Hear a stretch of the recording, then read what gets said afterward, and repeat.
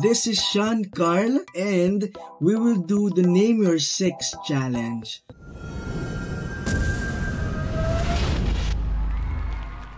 So let's do this. So firstly, kapag nagvo-vocalize, stretching muna. So ayun yung second natin, humming. Parang pag especially pag bagong gising. Third, ay gusto ko yung gug. Parang mas lumuluwag rin yung vocal cords natin. Fourth, 1-1-2-1. Parang ano siya?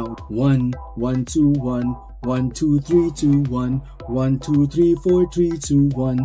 1-2-3-4-5-4-3-2-1. Tapos yung fifth, pag kunyari mag-yuyon ka or hihikab ka, parang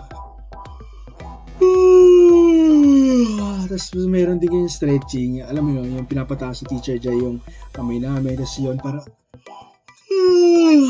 nakakagaan talaga siya ng loob. Bukod dun sa stretching kanina, pag ganun-ganun natin. Kasi ikaw combine mo lang lahat ng mga ginawa mo kanina.